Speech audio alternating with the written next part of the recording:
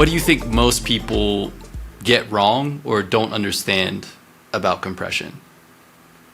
I mean, I know from my own experience, I can't speak for everybody else, but I can tell you from my own experience what I got wrong most of the time is realizing what is the most important thing in your mix.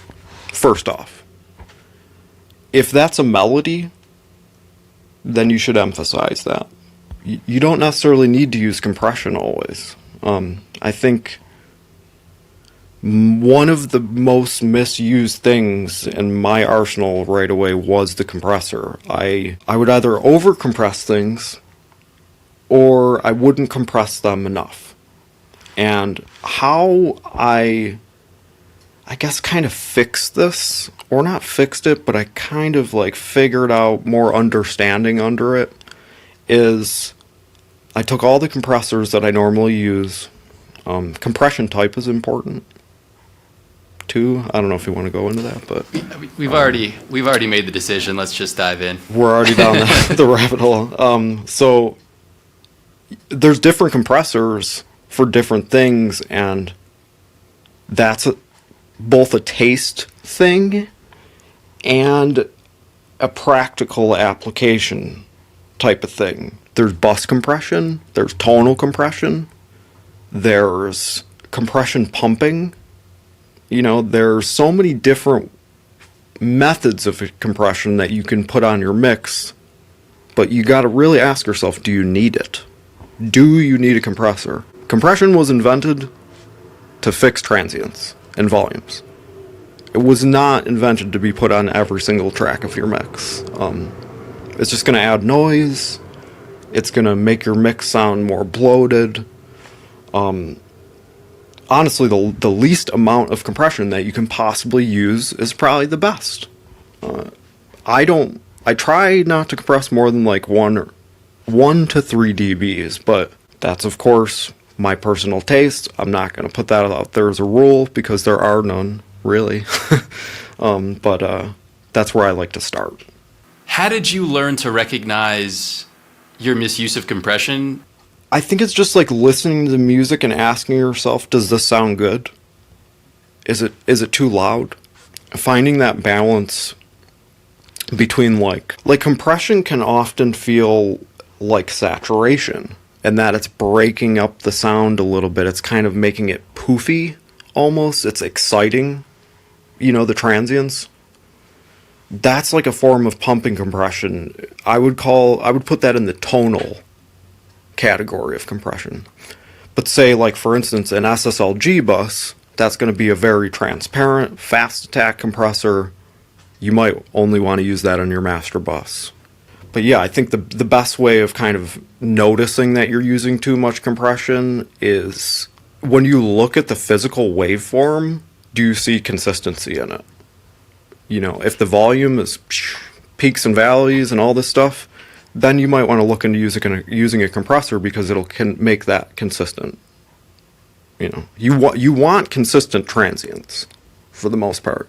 You don't want them to change, and you can use volume instead. That's like the biggest trick to compression is not using it. How do you balance? Because we were talking about older music, for instance. They didn't have the same visual cues for mixing that we do now, because of how visual, working in DAWs and such. So how do you balance that working with your ears and your eyes? I try not to, well, for one, I try not to use EQs that have tons of visual components on them. Because, as a creative, we just want to like draw pictures and do creative shit, even though it's not doing anything really, honestly. But having, like, I'll just use the stock, I work in Machine a lot. Like, I work in multiple DAWs, but I mostly 90% work in Machine. I'll use, like, the stock EQ that doesn't have, like, 10 different Q settings and filter. It's just like a low pass, high pass, shelving, and that's and that keeps it simple for me. And I think it really depends on what kind of music you're making. Like, this will change ultimately, over time too. Like, how much you use of it, why you do it in the first place. But finding like compression that fits your mix, that it doesn't make it kind of like strangle it, but it lets it breathe. It lets through enough energy that it doesn't feel like it's holding it back. In other words, does that answer your question? It does, and I think a cool thing what I'm noticing when I listen to you is sort of, it's not that this is the best way to EQ or that this is the best way to use compression, but these are the ways that you've learned to use these tools to achieve the sound that you're interested in having and producing. Yeah, I mean, it's like I spent a lot of time early in my, kind of mixing environments not having proper spaces to mix in. So I'm like always mixing on headphones, in a dark room. And you can do a lot of the wrong shit, until you get a good mixing environment. And I think like realizing that you don't need to overdo things. It's just like the less I did, the better my music sounded. But you have to kind of like go through maximalism to understand that more. You know what I mean? That hits so hard for me because I really I was thinking about this, and I was thinking, I mean, I kind of want to find a way to discuss this more, so maybe we can but I was thinking about just what my recent tracks look like in terms of projects, like how many tracks there are, versus when I open up something I put out a few years ago and I look at how many tracks that Ableton session is. And I'm just like, are you kidding me? It's a fraction of what I used to, just in terms of the number of elements that are in the track, and then also in terms of like the number of plugins that I don't use now, I use so much less. So that leads to me just finishing things quicker, and I realize that like things sound cleaner, in a way that for me, which is like what I want to have, right? So I'm like, it's so funny. So like that I couldn't agree more. Like my path has very much been that like I piled everything that I could until my computer was like, like limping across the desk, and then now I'm in this place where I'm like, I have all this stuff that I just like don't like need or use, and it's just so, it's been it's like one of those things in hindsight, you're like, of course, like this is so obvious, right? Like I was just overdoing it. Like, and so I think there's this interesting thing, right, about like that nobody on the outside really knows how much effort just from listening to it went into making something. But there's this interesting feeling that I've experienced, at least I won't speak for you or anybody else, but that, like this isn't good until I've worked on it this hard. You know what I mean? And that's an interesting, in my opinion, trap to fall into that can kind of leave you spinning in place for a while. But to your point, I'm not sure if you can, do you think there's a shortcut, or do you have to just kind of experience that yourself to get there? I think everybody needs to experience that. I mean, what kind of fast tracked it for me a little bit was working with other engineers. Just like I would send like the zipped 5 gig project, and they would open it up and be like, oh my God, dude, like this is 180 tracks. Like what is going on here? But when you play it all and it sounds right, or it sounds like music, it's not wrong, right? But if you like pinpoint your creativity towards making the sound instead of like kind of pussyfooting around the fact like, oh, I'm gonna grab this, let me do this, it's like, well, just grab the sound that you need. Because if you grab the sound that you need, you're not gonna be trying to make up for it in other ways. And like a big thing for me that I think changed the way I do things is forcing myself to only use what I recorded the session on. Just like if there's a drummer, drums, bass player, bass, only what's there. Like, don't add anything. You just gotta mix these 8 elements and make it sound good. That's what helped me kind of.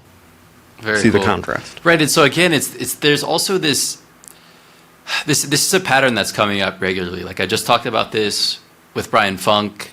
I think it came up with Ian. It's like this idea that you need to create, like we just have infinite options available to us in the way that technology exists now, and there needs to be that, like, creating limitations actually makes you more creative and propels you forward kind of naturally, because you're making decisions. You're not, instead of thinking about which thing am I going to use, you're like, this is what I have, this is what I'm using, let's keep going, you know?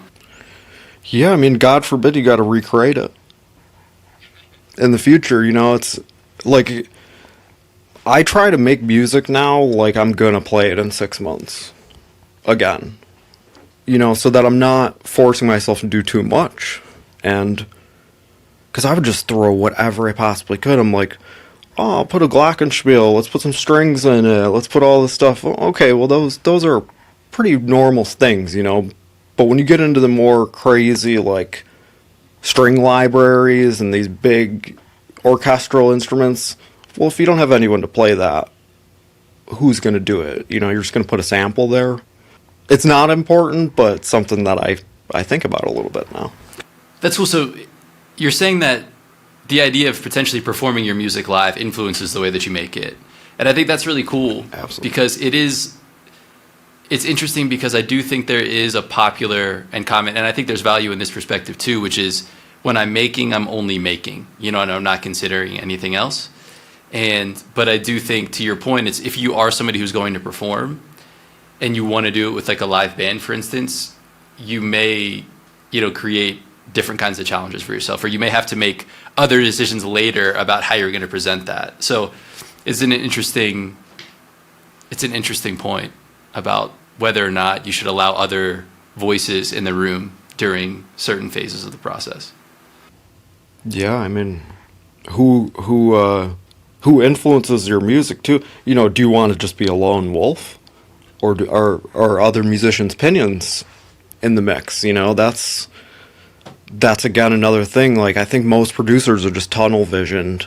They're just like, I'm gonna make this all by myself, and like, it's cool when you see the split sheet and you get the check when you see nothing but your name on it. It's great. Like, I love that feeling. But to have musicians playing in the room doing that stuff, I don't know, it kind of makes it worth it for me. Like, it changes the way I make music, and it just, like, gives me something to push forwards towards. If that makes any sense. For sure. Are you familiar with the saying, if you want to go fast, go alone. If you want to go far, go together? Yes, that is very true. Facts. Whoever said that was a bright individual. I mean, you just described it, right? That a big bump in your mixing came from involving another engineer, somebody who's independent from the process of recording, producing.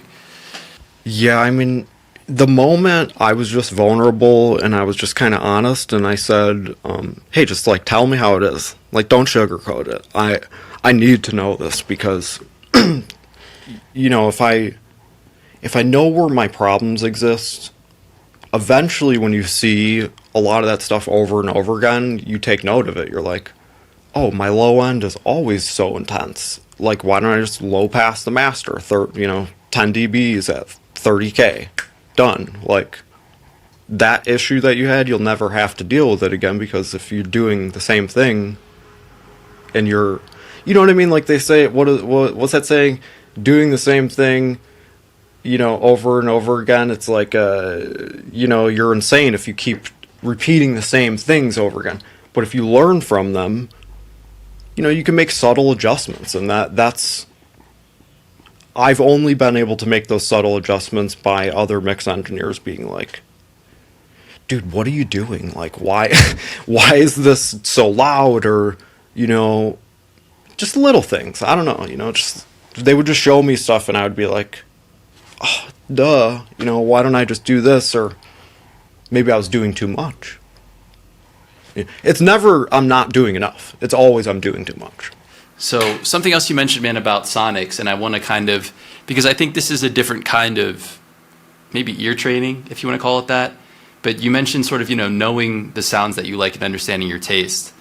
And I recall even in my own going back, like that was when I listened to my old music that, hopefully nobody ever hears, that there's that I got a few of those.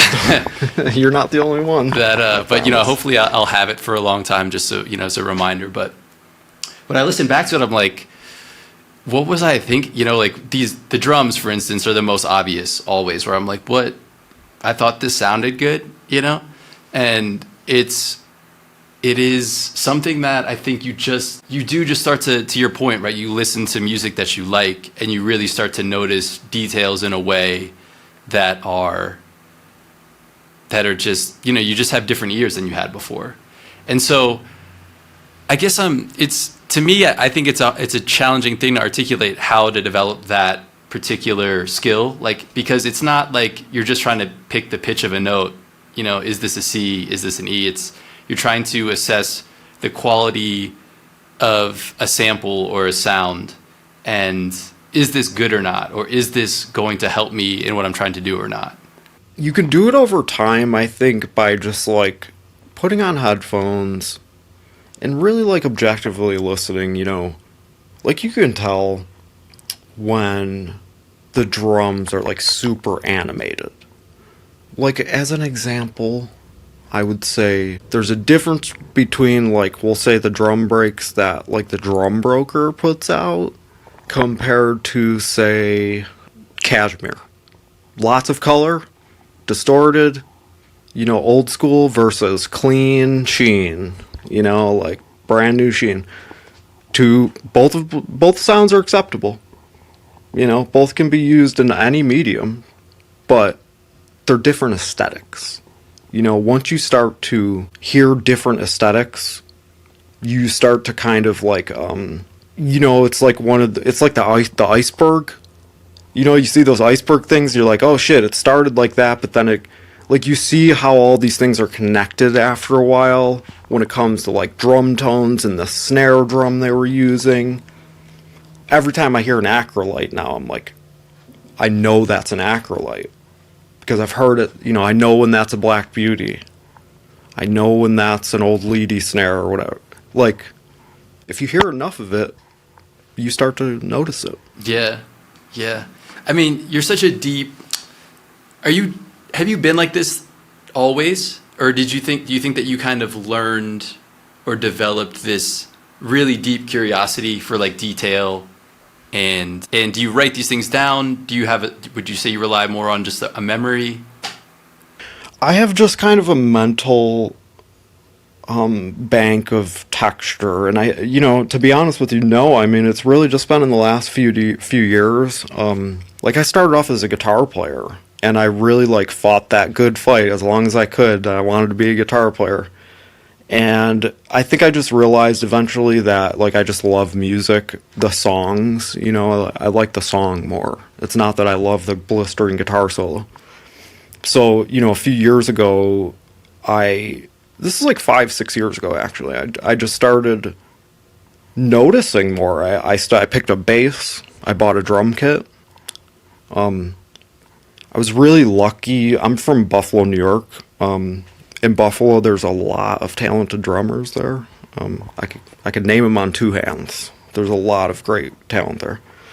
And that developed my sense of rhythm when making beats. I would just kind of like think of musicians that I played with in my hometown, and that was kind of my mental map for different styles and different feelings. And because there's like jazz drummers, and then there's like your hip-hop touring drummers and your R&B guys and your blues guy.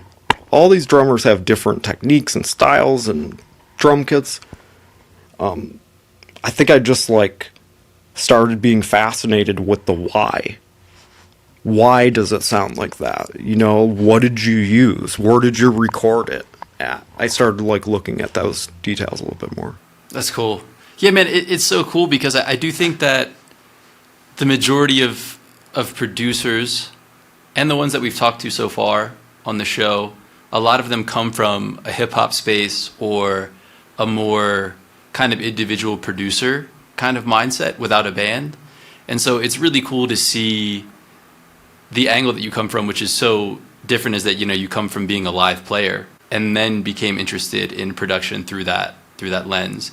And so that makes sense that even through today, how you're like, I'm thinking about how I'm going to perform these songs potentially one day, and that's informing how I write and record them. And so it's just cool to see like a different angle and how that can influence the way that you make and see music. Yeah, I mean, you don't have to do it like everybody else does it. I think like, if you believe in the thing that you think you can do, it just takes a little time and footing to understand like what it is so that you can paint that picture for yourself. Like it took me half a decade to to realize that stuff. But yeah, I come from playing with live bands, and that really like helps me format my ideas a little bit better. Just because I've been in these situations before, like the drummers do creative shit when they're in the moment. They're playing, and they're like really locked in the moment. And it's if you can capture that stuff in your production with like sequencing and stuff like that, it's fun. Like I hate to be so general and whatever about it, but to me it's just like what makes music fun. What can you do to encourage people to embrace patience as they explore production and music? Do it for the listener. I think we have so much ill-informed art out there. Do it for the listeners. I think it's hard to get down the path of like building this whole world for yourself around you or whatever, but like with every like pop culture and all the things everything is so homogenized, and it can be, like auto-tuned to perfection and all this stuff. There's a time and a place for that. Like I'm all about that. But if you can do it in a tasteful way, like that's all that matters. It doesn't matter if you're one person or 10 people. If you do it tastefully, I think people will gravitate towards it. And I will say that I want to go back to drums a little bit and just ask, so, because a lot of producers, myself included, a lot of the time, is I'm working with a lot of different drum samples and fragments of different percussion. And something that I've always appreciated about what you make, and, especially even as you continue to evolve, as we've talked about, is this ability to make drums sound more, I guess, to your point, like, having more information in them, but in a way that's not overdone, in a way that can make even something that is and like sounds like a programmed or a sequenced drum part to sound more alive and have some movement in it. Yeah. Randomness. Like I mean, one simple way of doing it, not to streamline it this much, but if you take 8 loops, drum loops, put them next to each other, just start deleting shit. Just delete a bunch of shit, get rid of some hats. I mean, don't get rid of something major like a kick drum or a snare. That could be cool, depending on if it fits the rhythm, but, just like delete some of the hi-hats. If it's 16th note pattern, like a real drummer is not going to play. I don't care if it's Nate Smith or Bernard Purdy. Like, they're going to play a little bit of variation in the way that they play. So, if you can do that in your drums, one thing I like to do is, like, I'll grid it all up like everybody else does. I set it to 8th notes, and I'll quantize it to the grid. And I'll usually make sure, like, the kick drum, everything that hits on the one, usually I'm going to put that, like, pretty on the grid for the most part. Because you want everything to happen at once when it happens. But in between that, you can add a little bit of 30-second notes in between your kick drum and your hi-hat, and maybe do the 2 a little early on the snare, and the 4 a little late. They say that, repetition, it helps digestion when it comes to music. So something could be consistently offbeat, but as long as it's consistent, it will grab you. So something being random, put a little randomness into it, add some fills, add some triplets, some ghost notes. These are all things that drummers do. If you can capture that stuff using addictive drums or whatever, your music will sound like people are playing it. And that's the goal, right? In the event that there are people listening, and I just like to try to help people feel like there are options in terms of career as musicians. And so whenever we have people that are kind of doing things a little bit differently and creatively, and I think you're one of those people, to the extent that I know that you work with Epidemic Sounds and that you're involved in a lot of sync licensing. So to the extent you could kind of share that story with us and, what that kind of allows for you creatively and otherwise, in your life as a producer. Sure. I got into doing sync music. Actually, it's my 5th year anniversary being at Epidemic Sound, like 5 or 6 days ago. Which I'm kind of proud of that. 5 years. That's a lot of time for me, anyways. But anyways, yeah, I think like what it enables me to do is like, for one, I can pay my bills making music and doing what I love. And I've built a catalog up over the years, and I'm really grateful to be able to work with different singers and rappers, and I focus on my own music as a solo artist, and to me, all these things are under one umbrella. I don't really treat them any differently. I try to treat them all with the same amount of attention, no matter the project I'm doing, whether that's playing guitar for somebody or producing for somebody. I just kind of have different roles with different people that I work with. Doing sync music has really just enabled me to like do this daily and really build up my skills as far as what I'm doing. The first few years that I worked for sync companies, all I did was learn. I was a student putting out music and trying to improve it as time went on, and it just gave me the ability to have a little bit more confidence now. Giving my music to different mix engineers, working with vocal projects, all these things kind of like informed what my career is today.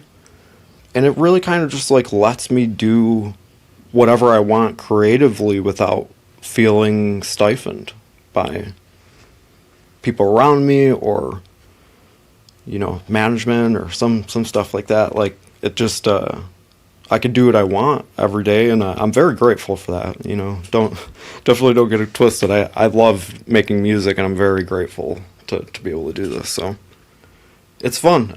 I suggest it for anybody. If you can do it, it'll give you a chance to experiment. Yeah, it definitely is a cool intersection of opportunity, and it sounds like it's really working out for you, man. So congratulations on 5 years. Thanks, man. Yeah, absolutely. Thank you. Appreciate that. So before we jump into these kind of quick hits here, I wanted to ask you, are there any projects that already exist that maybe who people are less familiar with you'd like to point them to check out, or anything that's coming up that you'd like to let us know about? Well, I just put out a small EP of kind of some different music that I don't normally put out. It's like a small house EP. You can find me on YouTube, Gregory David.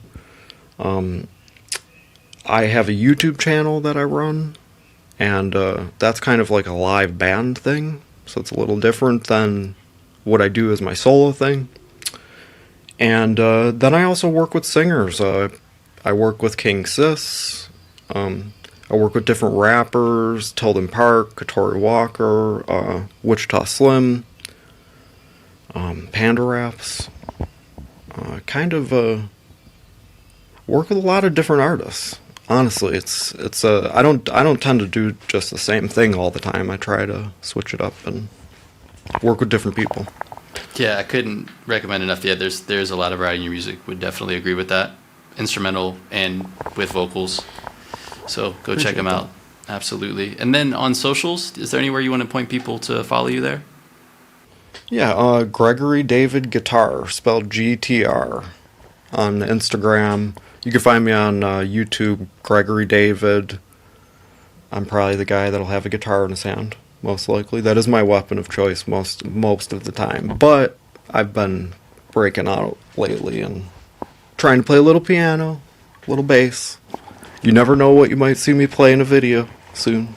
Maybe something different. All right, and with that, what DAW do you use?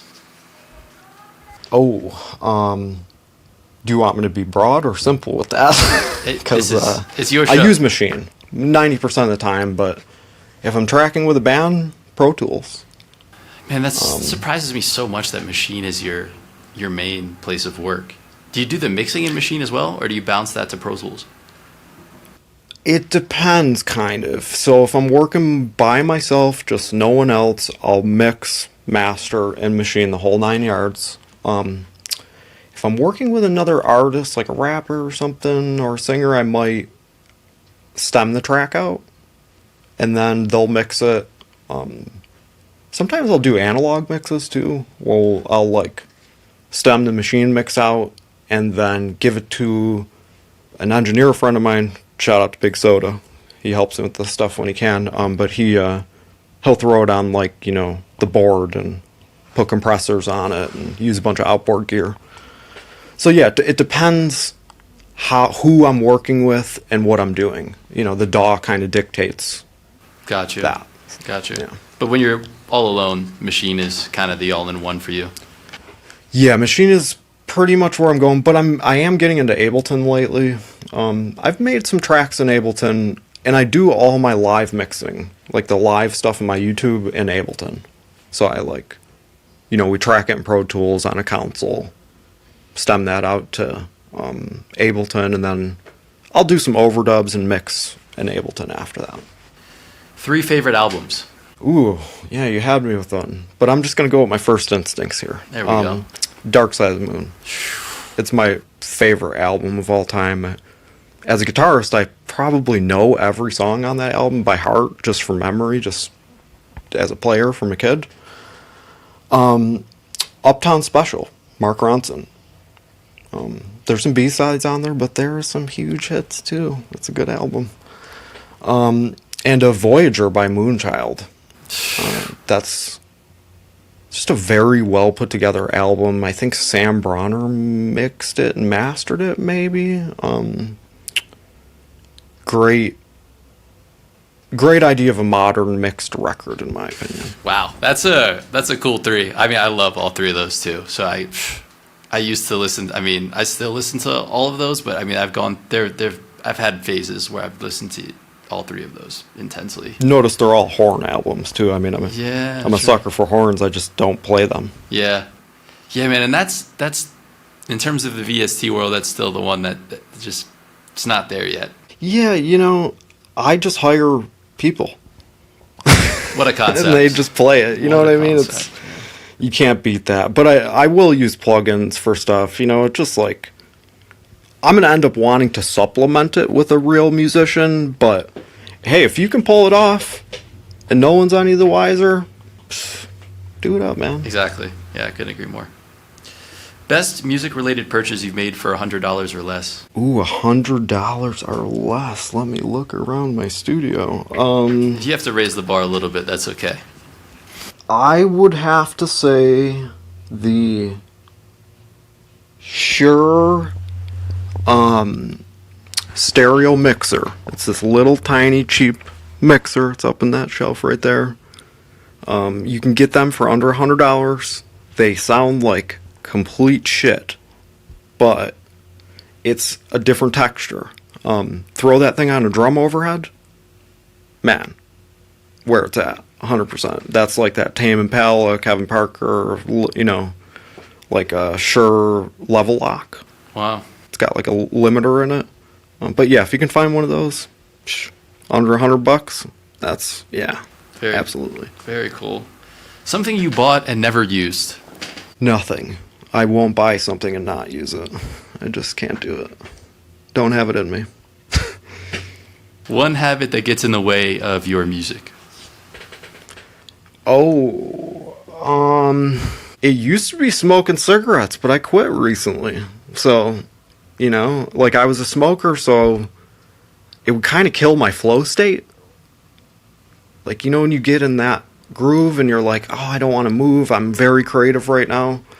Yeah, not good for a producer, because you got to go out and. Yeah, that's not an easy thing to do. How have you managed to do that? Congratulations, by the way. Thank you. You know, just I'd used the nicotine patch at first, and just went from there. You know, I guess the trick is to put it on before you go to sleep. You know, you wake up in the morning and you don't want to smoke. But yeah, I'm going on a month and a half now, so which is pretty long for me. I mean, I've only been able to quit like 3-4 days before that, so I don't know. I guess I'm proud of myself, but I feel better. That's for sure. Congratulations, man. We're rooting for you. That's awesome. Appreciate that. Something you wish more people understood about music and/or production. Hire musicians. Play with musicians. Just the camaraderie of playing with people, you know, you can't fake that. It's once you've had it, it's very hard to go back. If you've never done it, it can be very stressful to get into, because you don't really, like, I guess I was lucky in that I worked myself backwards. Like, I was a live guitar player, and I wanted to make my own music, you know? So that kind of forced me to start making music, but I was lucky to, like, be on stages before that and understand, like, how to entertain people and how to keep the moment going. And I guess stuff like that is pretty indispensable when you get in a room with a bunch of people and you start working on a song. If you don't have a sensibility of that, you're performing to no one. So you kind of have to have the thought in the back of your head that whether you think it's 5 people or 100,000, that at least you have an idea. You know, you should, like, paint that picture in your head and try to just, like, make a visualization of it. And just play with musicians. Hire them. They need the money. I promise you. There's, like, a popular idea, you know, that a lot of successful music makers have background in kind of DJing, you know, because they've played records and watched how they have they've developed a sense of how people respond to music. And it's cool. It sounds like in a way that really your live experience is sort of your DJ experience in that sense. Yeah, absolutely. I mean, it informs, like, you can just kind of feel the energy. You know, if people aren't vibing, they're just going to ignore you. You know, they're not going to respond. They're not going to be like, you're terrible or this sucks. They're just going to leave. They're just going to walk away. So, you know, you like being a good front man when you're out there performing, that can translate into the studio too if you use it in that way, you know, just like getting the crowd hyped and how's everybody feeling tonight? Just like shit like that. It's very important in the moment. And if you don't have that ability, oh, it sticks out like a sore thumb. You see it right away. You're like, oh my God, they're literally, there's water falling from their ears. They're so wet around the edges. You know, it's like. I want to go back 1 second to what you just said about playing with musicians and how it's something that can be challenging to get into. And so what can you offer to somebody who's like, oh, that I never thought of that. That's a cool idea. But at the same time, they don't feel very strong about their musicianship. And really, maybe even regardless of that level of musicianship, maybe that lack of experience just makes it seem like a really intimidating thing to do. And how would you encourage somebody to go ahead and kind of take that leap into that space? Just like living and breathing the click track. You know, because the drummer is ultimately going to become the click track, and you have to follow them. Wherever they're going, you need to follow. And regardless if you're on the same page or not, it's like you got to both be going towards the same direction. And I've given lessons, you know, and I've seen just from students, there's kind of a common theme amongst people that don't play with musicians. It's hesitation. If you can practice your hesitation so that it's less than a few milliseconds, you'll get better at responding to musicians, because I think the key component is listening, having your ears open. I used to do a lot of gigs where I wouldn't get the set list they would just call me and say, hey, can you be here tomorrow night at 9 o'clock? We have a gig. Like, here's the music, but we're not going to rehearse it. I did those gigs based on feeling, just listening. I don't have perfect pitch, but I have relative pitch. So if I hear a note, I can assume the next one. So I think, like, if you work on that, work on your relative pitch, learn how to play in every key, find one musician that's within walking distance of you and invite them over your house and just play. You know, if you're a drummer, find a bass player. If you're a guitar player, find a bass player. You know, if you're a singer, find a guitar player. There's a team that can be made out of 2 people or 10, depending on how you lay it out. Find your team, practice with each other, do it every week. You'll get better at it. That's the only way you can get better at it. I love the encouragement. That's great. And I think it's a great idea for people to embrace, you know, especially for producers who, generally speaking, work pretty isolated and are used to having control over everything and the pace. And to your point, I think it's almost, I feel like you're describing being able to reduce like your own human latency, to be able to like hear something and then respond in time and to be part of whatever's happening in a moment. And that's also really, really cool, man. I'm glad I asked you that. Someone else you'd like to hear from on ProducerHead?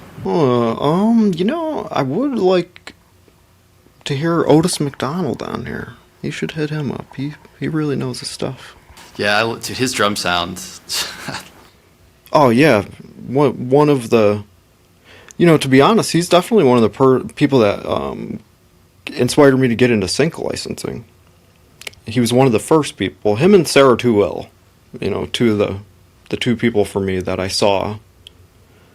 For Otis McDonald, it was the Google library. I think he was doing songs for the Google library or something like that. And Sarah was making songs for Epidemic Sound. But I got inspired by both of them, and that's why I'm doing sync music today, because of that. So, oh, wow. So thanks, Otis, if you see this. Yeah, shout out Otis if you're listening. Would love to have you on here. And yeah, have you heard the King Canyon stuff also? Oh yeah, you know, huge. Love Derek Trucks, you know, and what's the guitar player from Lettuce? Yeah, Eric Krasnow is playing. Eric on that. Krasnow, yeah, he's great stuff, man. I mean, that's. Wait, Derek Trucks is playing on the King Canyon stuff? I think he's on 1 or 2 songs as a feature, like a guest. There's like a slide solo on one of them. I'm pretty sure. I'm like 90% sure. But yeah, it's real good. And from what I know, that's all recorded in Herbie Hancock's old studio. Yeah, so with all the Otis, Headhunters records were made. Well, I don't know if they're recording all of the parts, but there's some old. It might be the Dead. It might be Herbie. It's some old San Francisco based. Yeah, but I forget. It's in the Tenderloin in San Francisco. I'm pretty sure his studio. And oh yeah, that's right. You're from San Francisco, right? I lived there for a long time. Yeah. So, man, and that guy, huge fan, and yeah, his studio super cool, and what he's doing is amazing. And it's the drum sound, you hear it immediately in the King Canyon stuff, and you hear that it's like his sound. Oh yeah, it's amazing. Yeah. There's nothing like those rooms, you know. A room like that, like, really can not give you that sound, because it's really in his playing, you know, and some of the gear that he's using, I'm sure. But man, having a room like that, like, you can only be so lucky to have a room like that. Yeah, man, he's a talented dude, and that's actually a great. So here's like maybe an example that people could use if they're trying to like figure out like how to identify sounds a little bit. Like, listen to his solo music and listen to King Canyon, and just pay attention to how consistent the drums sound across those 2 pieces of music, and that can be sort of a place to find like a common place to start there. Yeah, I mean, you talk to anybody with a good drum sound, dollars to donuts, they'll tell you they don't do much. They're like, thanks, I don't do much. It's just like, that's the way it sounds. Yeah, same with people with a guitar tone, you know? Yeah, I mean, you know, guitar, honestly, for me, man, on my guitar bus, there's like 4 or 5 plugins, maybe. You know, like, I don't like to hear effects. I just want to hear the sound of the guitar. Unless it's like some cool vibey, like Univibe or like Phaser or some shit like that. But I still like to mix that stuff in parallel. Like, I'm super weird about piling a bunch of effects on the guitar bus. I'm like, let me put it on a bus and then mix it in 10% or something like that. And, nerdy shit. No, I hear you. But yeah, I mean, your guitar tone is always, I mean, if you guys haven't heard this man and you guys like guitars, this guy, go check out his music. You. Yeah, absolutely. Thank you. Yeah, and again, it's like, I tried not to, it's like an amp, speaker emulator. I'll use a cabinet sometimes, but I tend to just like use a speaker emulator off the amp that's between the speaker and the amp head. So like the load of the amp is actually going into a speaker emulator, and that's going into a speaker, so I can hear myself. You're and using that like goes a pedal? into a 1073 and a Zulu 2-inch tape emulator, and that's like it. That's the sound for me. Yeah, are you still using that like Ensoniq 1073? Oh yeah, but I have done some modifications to it, just like changing a few things. The transformer on it's changed, and but other than that, it's like it's not anything special. It's just like a new Cinemag transformer. It's not like some rare shit or anything. Yeah, no, I still have mine from when you encouraged me to buy that like a few years back, like during the pandemic. That was one of those things that I bought to start experimenting with. Great. Yeah. If I had a rack of 10 of those, I would be a happy guy. I mean, I don't tend to use the EQ on them. If I was like tracking drums more often, I might just like get 10 of those, EQ all the drums up to what they have to be, and just leave it there. But that's a lot of mic pre's, and that shit adds up after a while, There's still time. Yeah. Favorite movie? Oh, man. I gotta say Crossroads with Ralph Macchio. Wow. I'm a guitar player. I can't help it. There you go, man. It's old. I know, it's but it was a oldie shame. goodie. Yeah, so it was so funny. I was somewhere and somebody was like showing me that scene, and I've never watched that movie. If you can believe that, yeah. Maybe I'll have to put that on the list. It's the guitarist Karate Kid. Yeah. That's part of. I was actually impressed because I was watching that clip and I was impressed at how well he practiced making it look like he's really playing that part. Oh, the miming is incredible in that movie. I mean, it's probably the best guitar miming I've ever seen in any movie. Like even the Blues Brothers movies are kind of trash with the miming. But, it's a classic. So there you go. Yeah, I kind of selfishly asked that. I mean, I've gotten some cool movie recommendations through this question. Yeah, I don't watch much movies. I'm kind of a show guy. Oh yeah, what is it? Yeah, I mean, right now I could tell you, but I'm watching The Good Doctor right now. I haven't heard of it. I like watching shows where there's like 9 seasons of it, because I don't like movies, watching something for 2 hours and then that's it. For me, is just like, I like putting a movie on and just being creative, turn the sound off, like, watching movies with the sound off. Vibes. Like you're at a bar and they have the movie on in the background there. Yeah, it's kind of tight, create a little bit of a vibe in your studio and turn the lighting down. I never thought of that. Put a good movie on. Yeah, but that's true. I know a lot of people like to do that. They'll put on like a show or something like that, or put on even a basketball game and just do everything. Yeah. Why not? I mean, you definitely don't want to look at a wall. Yeah, I guess I get distracted so easily. I don't know if I could do. I mean, I've never tried. Have you ever made music in like a studio with like a ridiculous view before? No. Neither have I. That's definitely on the bucket list of, like, I want to shoot my band in a studio that has like a ridiculous like visual component to it, like mountains in the back or some shit. I don't know, something like that. It'd be fun. No, there's still time. Oh yeah, there's tons of time. I might do it next week. I mean, it's a little different than that, but Yusuf Days has been doing those really cool, like, on location live things recently. Man, huge fan. Yeah. Huge fan. Love his style, his technique. It's there's a thing with drummers. I don't know if you've noticed this too, because you're a producer, so you probably get it, but not a lot of drummers like appreciate the tone of drumming. Like, some drummers just play the drums. And that's it. They don't focus on the tonal aspects. But, people like Yusuf Days and, again, like Otis McDonald and Sam Bronner, Blue Dream, the guy that mastered the Moonchild record, he's another great drummer with a great sound. It's not common. You know, like drummers with a sound. It's just from what I've seen. Yeah, I wonder if that's an interesting thought. I wonder if it's more of a modern thing just because of like the way that production is more accessible than it once was. And because before as a drummer it's probably pretty rare for a drummer to be recording themselves at home before, whereas now it's probably more commonplace. I mean, yeah, I think honestly, you know what I think it is back in the day you would go to a studio because they had a sound, like a drum sound. You know, like it always reminds me of like, you know, the band, like the band. Yeah.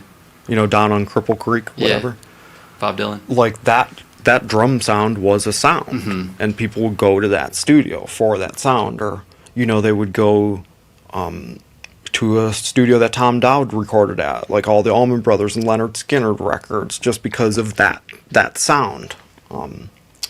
So I think now it's just that sound is in people's houses now. You know, we have our own studios, and if you're a musician that like crafts all of your music, then that's an important part of your sound, you know what I mean? So if you don't have like a studio, I guess maybe it's hard to do that. You know what I mean? For sure.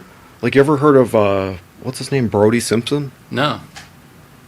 On Instagram, he's a drummer. He's always doing like the XLN audio drum videos where he puts like all the plugins on, and I'll send it to you. He's really good. Yeah, Brody Simpson. I think he's from the UK. Okay, cool. Yeah, always love. But it's another drummer that has just a great sonics. Yeah, right on. What character from a book, movie, show do you most identify with? Oh man. Sometimes, honestly, Gregory House from the show House. Because I could be a pain in the ass sometimes. So. So your bedside manner needs some work. Yeah, I mean, I'm working on it. You know, I don't know. Talk to my band. They could tell you, maybe. I don't know. Right on, man. Good question.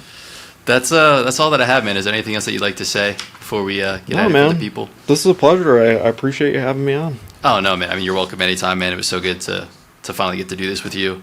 I appreciate it, man. I mean, thank you for being so transparent. You know, sharing so much of the sauce that you have, and just being honest about your own kind of process and your own kind of learning, man. It's just really, really cool. And obviously, I mean, your level of commitment. I mean, building. For those listening, he's turning his house into a studio entirely. So if you want to, this guy's a great example of all in, if you'll. So, man, thank you so much. Studio part, I wouldn't wish on my worst enemy, but, you know, it's a process. If you love this shit this much. Yeah. Next time in LA, I'm definitely going to have to come check that out, man. Yeah. Oh, yeah, man. Anytime. Yeah, anytime you're in the neighborhood, 100%. Just give me a shout and swing through. Absolutely, man. Thank you again so much, man. This has been Toru. In a way, so are you. This concludes another episode of ProducerHead. That's it for part 2 of this 2-part conversation with Greg David. Big thanks to Greg for taking us through his journey of refining his sound, working with collaborators, and considering balance as an essential principle in music.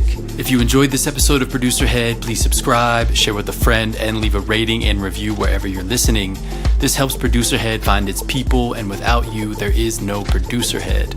Thanks again for listening to this episode of ProducerHead. Don't forget to head over to torubeat.substack.com and subscribe so you never miss an episode, along with some great extras like episode transcripts and access to the bi-weekly podium, a curation of my 3 favorite discoveries from on and offline over the past week. It's a 2-minute read providing you with a personal soundtrack, ideas, and inspiration you can use immediately. I promise you won't want to miss this. Join the community of producers receiving personally curated music, ideas, and inspiration to develop their craft. Subscribe at torubeat.substack.com. This episode was co-produced, engineered, and edited by Matthew Diaz. From ProducerHead, this has been Toru, and in a way, so were you. Peace.